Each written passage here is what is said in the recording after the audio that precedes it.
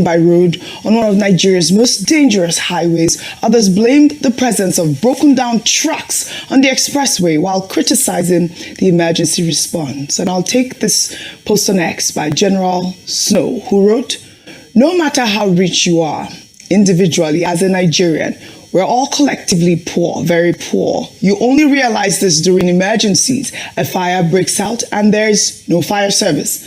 An accident happens and there's no first aid, no ambulance, no system. Today, a world boxing champion like Anthony Joshua was involved in a car accident and not a single ambulance showed up. Someone that rich and globally known, people only gathered around him like it was a carnival. No safety measures, no trained response, just chaos. An accident that claimed 2 lives, though. Last month, an aide to a sitting governor was stabbed at the political event. Somebody lifted him on his shoulder. Such a gory sight. Still no ambulance, not even for a governor's aide. That is real poverty. In Nigeria, money does not save you in a crisis. Influence does not protect you. When it matters most, everyone is poor. To the rich and influential Nigeria who thinks demanding a better country is for the poor masses, one day you'll understand. In an emergency, you are just as poor as the rest of us. Nigeria is poor, poor, poor.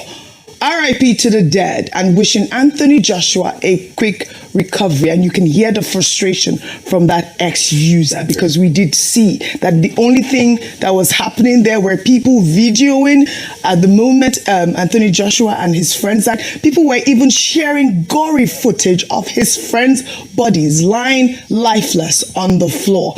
No ambulance. Really, really a sad situation. I mean, I would have thought that, in such a highway, there'll be, these sort of emergency response, which we have even heard that there are emergency response on, that particular Lagos-Ibadan expressway.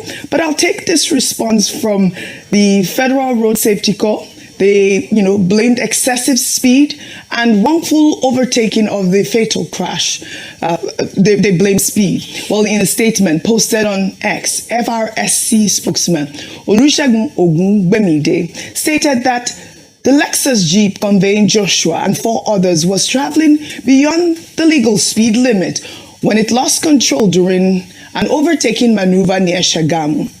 The vehicle then crashed into a stationary truck parked by the roadside. The statement further revealed that FRSC operatives arrived at the scene within 3 minutes and evacuated the injured boxer to a medical facility, while the bodies of the 2 deceased were taken to a morgue in Shagamu, and that is the vehicle. So this is, a drawing that has been circulating on social media to show how, the crash occurred. Yes, you can see that was the Lexus, and the passenger and of course, one of Joshua's colleague who was sitting by his side is highlighted in that red angle there, and that's how, they crashed in that, really fatal accident. And I'll take President Bola Ahmed Tinubu's response. Well, Tinubu said that he has spoken with Anthony Joshua by phone following the fatal accident. In a statement released on Monday, the president's special advisor on information, Bayo Onanuga, said Tinubu personally conveyed his condolences to Joshua over the death of his 2 associates. The president also spoke with Joshua's mother and Ogun State Governor Dakwa Abiodun, who assured him the boxer is receiving the best possible care.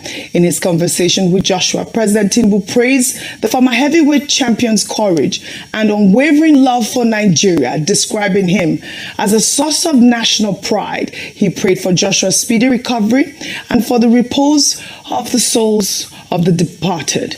Again, may their souls rest in peace. I mean, this was such a miracle for Anthony Joshua. Can you imagine what we would have been talking about this morning, Ayo? Let me start with you, Rufai. Very sad, DLG. I mean, there's no way you're able to process it. And it's even more painful for me. And I feel particularly the pain because, 29th of December is a day that I suffered a huge loss. I lost my mom many years ago on that same day. So, and when I saw that story come out of that time, I thought it was something maybe people would be saved. But no, 2 of them died. Their body in a very terrible shape. And please, people should stop sharing those videos. Terrible videos. It's not a good one to share because it's not also good on the mental health of even Anthony Joshua himself. I was just going through the Instagram handle of Shina Evolve. He owns a gym called Evolve Gym. And I saw when he started working with Anthony Joshua, I think around 2017. These people are not just people that work with him, they've become brothers. This is the second time they were coming to Nigeria this year, and this happened. So please, I beg you, I know it's already out there, but let's just stop sharing that video because it will live constantly in his memory. Second, like I said before, he needs a psychologist because there's something called the survivor's guilt. Yes. Because he'll keep wondering, I came to Nigeria with my friends, I am going back alive. What will I tell their family? What will I tell their loved ones? People will say all sorts. And let's also, be cautious to care for him at this point because wait till he gets back to the UK and now hear what the British press will say. And the world press. You can't imagine how they're going to spin it. Yes. In fact, they have started spinning it yesterday. And some of the arguments they made, yes, although valid, but you also know that it's condescending. Arguments like, why should even be the police car to take him? Where's the emergency response? It's an ambulance that should take him. Because you see, in such a state, yes, you don't know, something might have been damaged. It was not you don't even know. You have to sit down. So you don't have to carry him like that. Yeah. So what's the emergency like? Yes. Secondly, the conversation about even stationary vehicles on that, it's not today. I apply that road a lot. It's not today you have stationary vehicles on that road. It's something constant. Thirdly, yes, it's been moved to a hospital in Lagos. Let's see how his recovery is, but it's sad that Anthony Joshua will start the year on a very bad note, 2026. Absolutely. But I know a champion that he is, he will bounce back. But please, I beg, can we use this Anthony Joshua's incident to fix all the things we need to fix on that road? Can we fix the problem of an emergency response? Let's not just allow Shino and Ayodele die in vain. Can we at least have a quick response team that we can have on that road? Can we settle the issue of the trucks once and for all? Can we please? All right.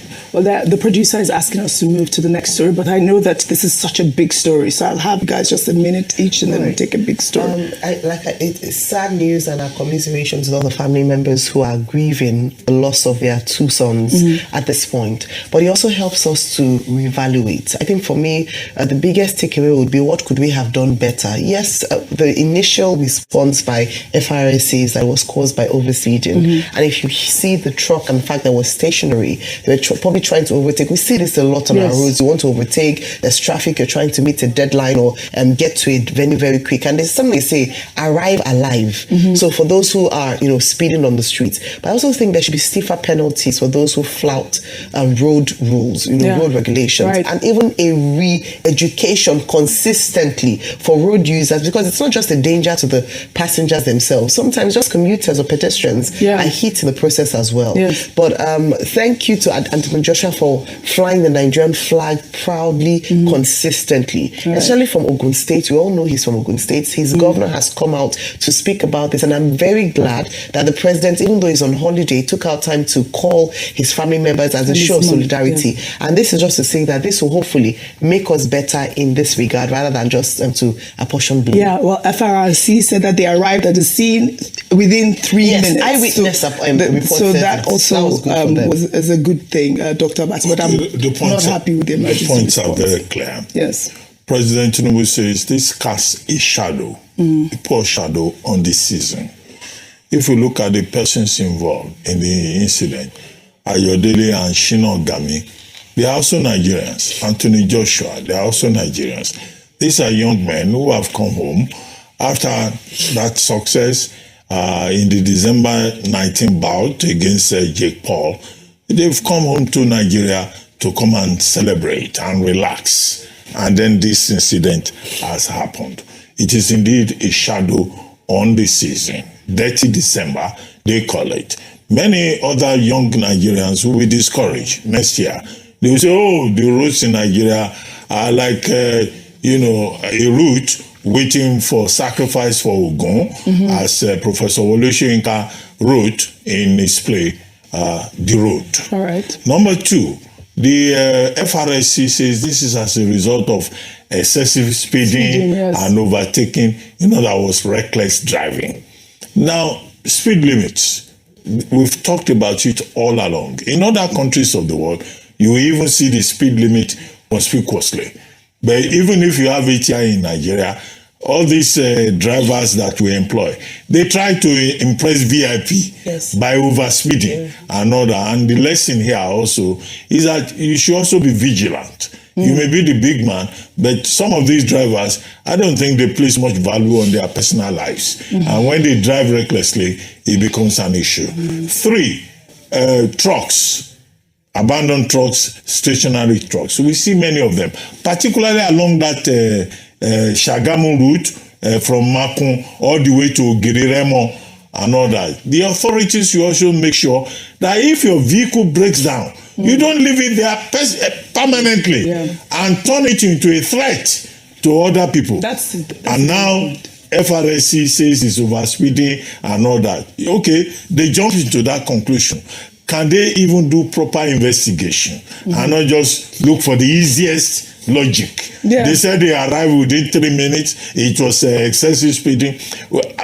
So did they do the investigation within 3 minutes to jump to the conclusion that they have arrived at? What if the driver? What if it was a case of drunk driving? Yeah. What if it was another thing? But it's a disheartening incident that 2 persons, Nigerians, have lost their lives, and the man we celebrate as an icon in Nigeria, not just for Nigeria but also for Britain, came home, 30 December they call it, and this has happened. This is sad. Really, but I like sad. the way everyone has rallied around, from Atiku to Mr. Peter Obi to Senator Amosun to Governor of Lagos, Governor of Ogun State to Bukola Olopade, who even went personally to the hospital. Yes, that was huge respect. It's very sad. Right. It's supposed to be a happy season. All right. This has put a damper on it. Yeah, on the 30th, 29th of December. Well, we want to thank the people that were involved in the rescue efforts, the FRSC. I believe they said the DSS was there as well.